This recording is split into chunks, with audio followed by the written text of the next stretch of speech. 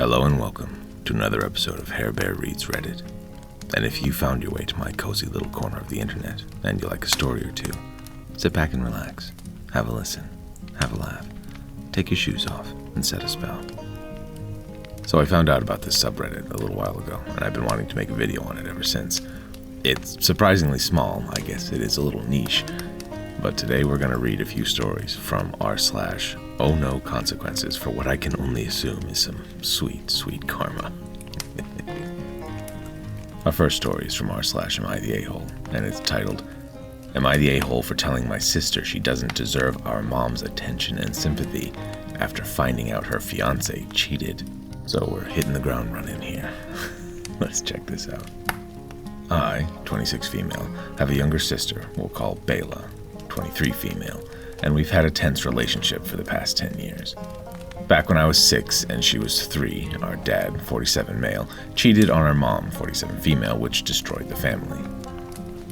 Now math isn't my strong suit, but I think that's a little more than 10 years. Anyways, my mom was working hard in med school, and while also trying to parent me, and my dad was the type of man who was resentful that my mom had the audacity to find a way to continue school instead of dropping out and being a wife to him. Instead of talking to my mom, he became passive-aggressive, would try to sabotage, and eventually started his affair with my stepmom, we'll call Judy, 44 female, something my mom found out after coming home and catching them in her bed.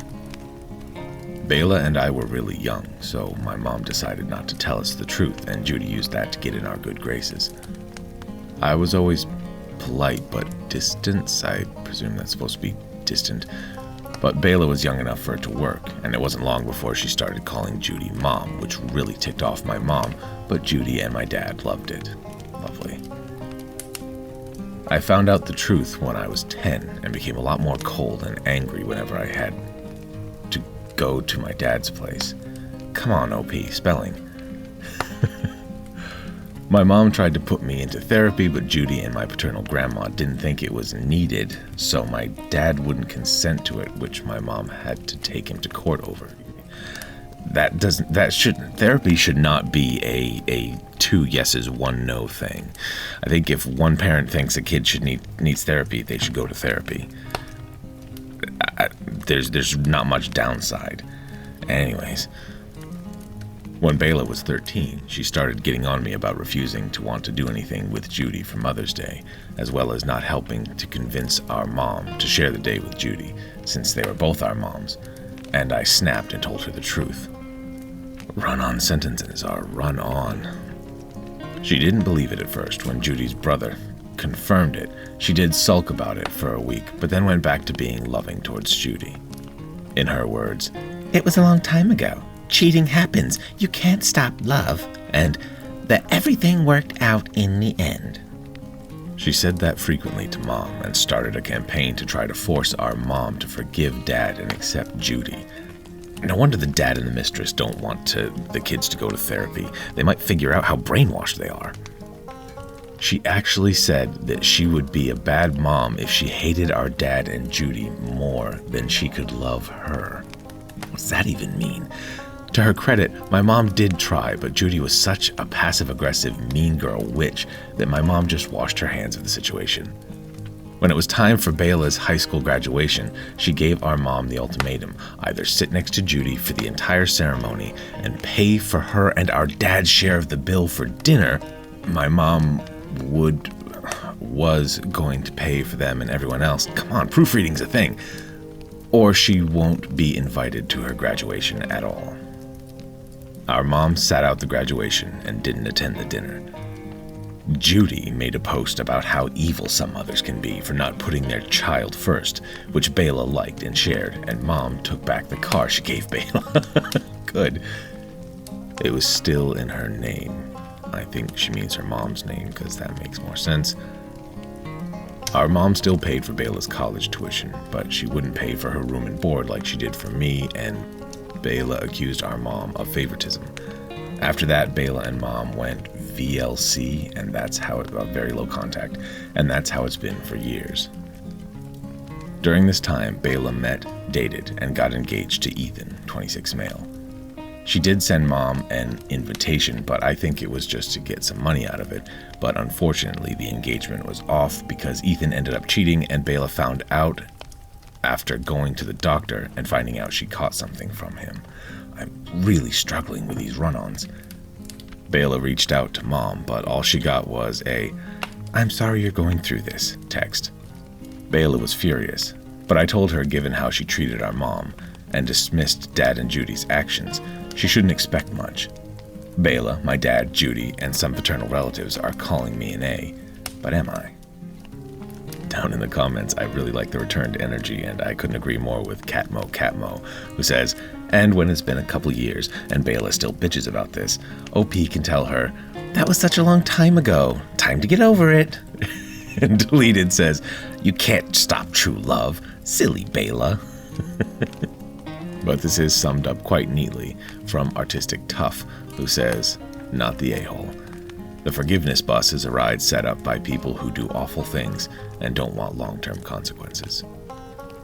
Yes, forgiveness is all well and good. It is good for your soul to forgive and let go of the grievances, but you don't forget who people are, and you don't expect anything from them that kind of person is not going to give.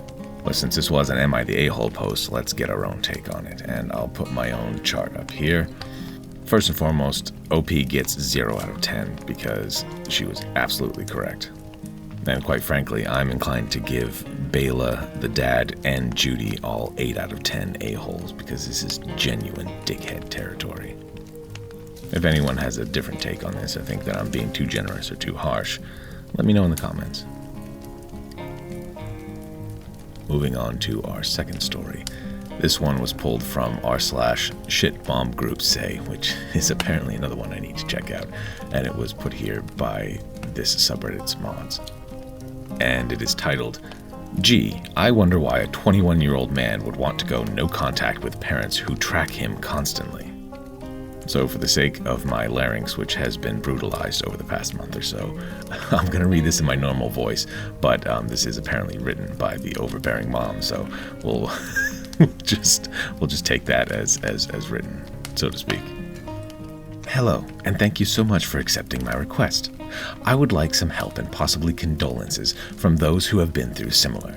Some of my friends recommended the group to me and said it might help. Our son has turned 21 last month and is now starting his 4th year of college. Good for him. We had a big fight on Monday, and he is not talking to us. He told us he did not want to be tracked anymore. He's 21, I would think so. We tried to reason with him and reminded him these apps have helped so many families, like when kids get into accidents. He's not a kid." I'm going to try not to butt in, but I can already see this is going to be frustrating. "And he goes to school across the country in a dangerous area." Where, UCLA? "But he insisted we are just exaggerating about the danger and that he was going to delete all the apps no matter what.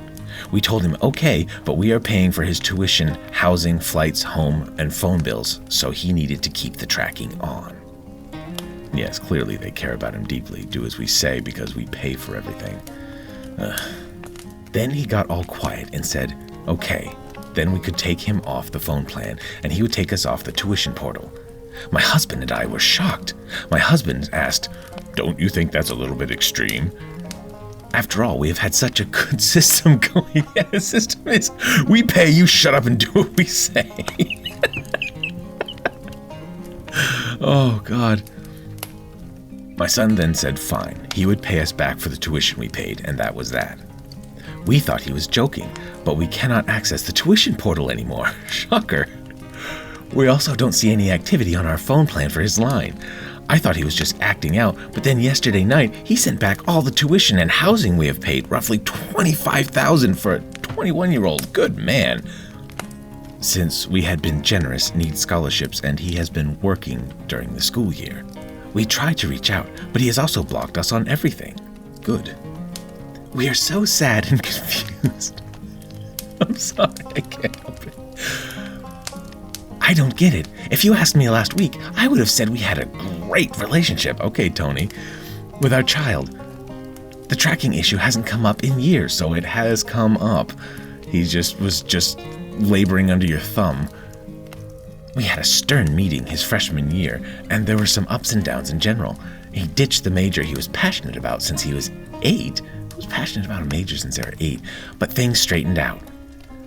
Okay, is anybody on board with me that he wasn't passionate about anything since it was 8? They decided what he was going to do when he was 8 and decided he was passionate about it. Anyway, continuing on. My husband is mad at me. He wanted our son to go to our flagship an hour away, but our son got so much aid from his current school, which is also much more prestigious, so it didn't make sense. And there it is. Dad wanted kiddo to be a little me and live through him vicariously, and he's not having it. My husband is saying that once he left for college, it made it easier for him to leave our family. For example, all our friends' kids came home for break, but our son only came back for 1 week each summer because he was going abroad, first year, then doing internships for the next 2 summers. My husband's point is that with our son so far away from us all the time, we could not keep up and really know who he was growing up to be. I honestly can't argue with him. We found out this summer he'd been dating a girl for 9 months. Crazy Mom translation. He's too far away for us to control, and we can't keep our thumb over him anymore. And I still don't know where he got this money. I know he's worked, but a lot of that money has gone straight into his portion of food and lodging. I ventured to say it's none of your business. I'm sorry this is all over the place. Our family is so stressed with this turn of events. Plus, we don't know what our son might be saying to our younger 2. Both are in high school. We asked them if they heard from him, and they both said no, but clearly looked like they were covering something up. And I'm still so stressed where he got the money.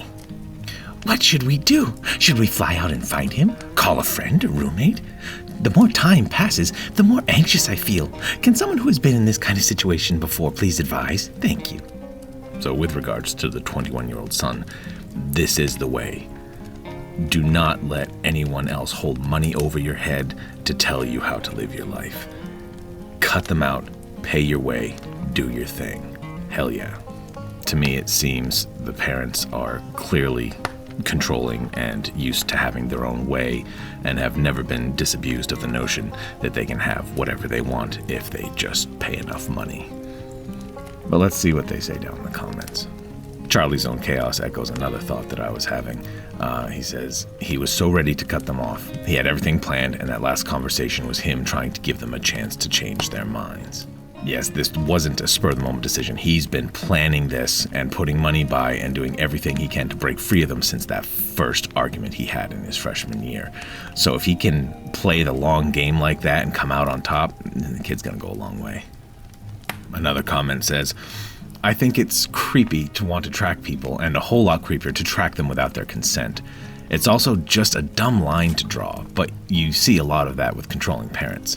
Kid, I'm turning off the tracking app no matter what it takes. Parent, you can't do that while maintaining our relationship. Okay, so the solution is obvious. Why build a trap designed for yourself? So dumb.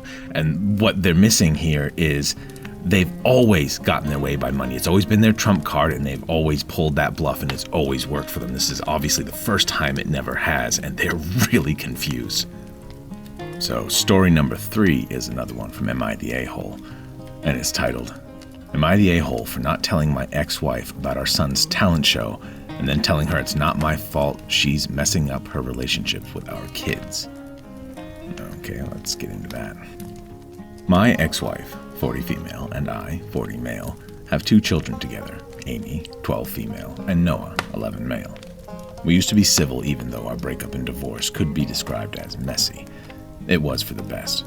We got along better than a lot of divorced parents I've known. We've always shared custody of our children, and my ex-wife had another child soon after our marriage ended. I know I butt in a lot and I apologize, but I just wanted to say that it's really nice to have a post from someone who can write smoothly. It makes my job a lot easier. Anyways, continuing on. My ex-wife remarried about 3 years after our divorce, and she and her husband have 3 children together. So my ex has 6 children, and I understand this can mean it's hard to give all the kids individual time. But our kids have felt increasingly like they matter less than their half-siblings. They have brought up the fact that their half-siblings get one-on-one time with her and not just when they're with me, but that they can also ask for time with her or just their dad. But if they ask for time with just their mom, they are told she doesn't have time or that they have a big family, and since they aren't always there, they should want time with everyone. Maybe I jinxed it a bit. That seemed a little bit muddled to me, but it sounds as though he's saying that the half-siblings get one-on-one time with their mother, but when they're with her and ask for one-on-one time, she pretty much foists them off with excuses. There has also been trouble for them for introducing me and my ex as their parents and saying my ex's husband is their stepdad. They also say their half-siblings are half-siblings and my ex doesn't like it. She said their third child doesn't say it, but she hasn't got a relationship with her dad, and our kids pointed that out. So it's different for her. My ex told them there should be no halves or stepdad, that they're all family. She throws the fact that they live with me 50% of the time as a reason for them to not use it and to not want time alone with her. She and her other kids are open when mom takes one to the arcade or trampoline park when Amy and Noah are not there. So I'll get into the whole family labels and labeling people in general and what I think of it later on. But it sounds as though she's saying, we're all family, we should treat everyone equally, and she doesn't. I know Amy had this Mother's Day thing at her music class, and she asked her mom to come, and her mom brought the other girls so they could have a girls' day. Another time, Amy wanted her mom to drive her to a show she was performing in, and her mom said they should make it a family thing, so she asked if I could take a day off work to do it. It was my parenting time, but since I was working and Amy wanted her mom, I said it was fine if she asked her, and I said of course. Her mom wasn't happy about it, but Amy said she hadn't wanted a family thing. Noah has invited his mom to take part in his cooking classes, and she's always wanting to bring her husband or some of the other kids. He also wanted a celebratory milkshake with her when he got a good grade, even though his school messed up and didn't have his aide there for a test. He has dyslexia and requires an aide with him, but she insisted it couldn't be one-on-one. There are multiple examples of this. And we're at the point where the kids would love to live with me more, but they have to be 16 at minimum for a judge to agree to listen to their wishes. So that seems to be the backstory to the main story, which in itself is about a paragraph long by the looks of it. But it seems to paint a picture of someone who got a divorce, left a relationship, moved to another relationship along with their kids and are trying to act like the last relationship never happened.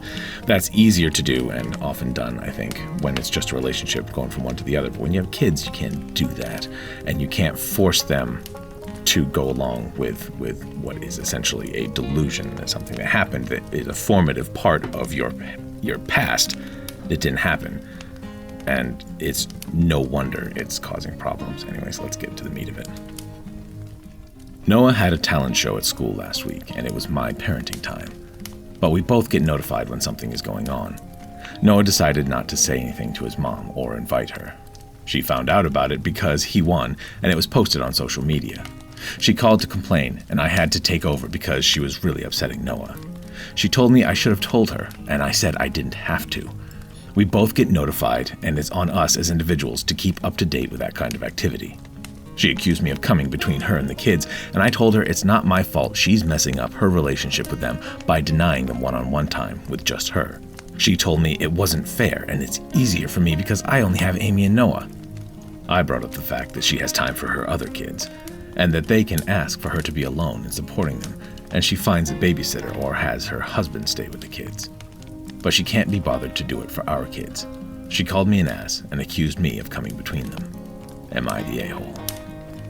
So first and foremost, as I was saying, something that really gets to me is how common it is for people to be defined by their familiar relationships or by relationships to other people. You know, my father, my brother, my husband, my daughter. In the end, it really degrades and dehumanizes someone and reduces them to a title rather than a person. To paraphrase the sage of wisdom himself, the late and the very great Sir Terry Pratchett, GNU, GNU, GNU. All bad things start when you treat living beings as things. And that is what it's doing when you have a thing called a mother, a thing called a father, and a thing called a child, and you think it makes a thing called a family, and everyone is supposed to behave as such. But before we deliver our proper judgment, let's see what the comments have to say. Zappagirl02 says, It always super bums me out when parents prioritize new relationships over their kids. Also, there's nothing wrong with the word stepmom or stepdad. I know there are some negative connotations due to crappy people, but it's just a title to reflect relationships like cousin, friend, neighbor, etc. I love my stepmom, and she's fantastic, but she's not my mom, so I'm not going to call her that, and she would never expect me to. Again, it's just titles, and people think if they change their titles, then it somehow changes reality. And it's working backwards. The people in the comments are like, but surely if you just want it badly enough, you can get full custody. That's not how it works at all. I can't think of a jurisdiction where the behavior described would be considered neglectful enough to remove custody time. And even where the judges take the desires of the children into consideration, that's not the only consideration. 50-50 custody is very much the desired default in many places, unless one parent doesn't want that much custody, and it's clear that the mother will fight this to preserve her delusion of a perfect blended family. And yes, it can be difficult to get a kid into therapy if the other parent disapproves. It's a supremely crappy situation, but it's not on dad for not fighting hard enough. So the commenter here makes a couple good points, and the first one that I noticed is, because that's what I was thinking, is that she's trying to foster a delusion, and she's trying to get the world to go along with it, and is angry that it's not working. The second being that custody battles are more complicated than you just have to want it, which I agree with, but it just seems odd to me that you need both parents' approval to take a kid to therapy. I mean, where's the downside? That seems pretty backward to me as well. So in the end, assuming that nothing has been left out from anything that OP has done, he did point out that he could have let his ex know about the talent show, but also that he doesn't have to, and it is her responsibility to keep up with these things. So I would say that he gets a pretty solid 0 out of 10. The ex-wife, I would say, is teetering between 4 and 5. I'd say 4.5, because she's definitely misguided in her attempts to expunge the past and expect her kids to go along with it, but she's edging into general a-hole territory in attempting to get that done. We don't know anything about the stepdad because OP didn't mention whether he has an active hand in it, whether he's passive, or what his stance is, and I actually think that it's decent of OP to leave him out of it and just have it stay between him and his ex-wife. And the children are, of course, innocent bystanders and just trying to make their way through this mess, and they, of course, get 0 as well. But that is all I have for today. So tell me what you thought of the subreddit, if you think that I should continue to follow it, or what other ones might be good. Let me know in the comments. And as always, if you like these stories, make sure to slap a paw on the like and subscribe button. And hopefully, we'll see you in the next one. Until then, take care, be good, and bear up.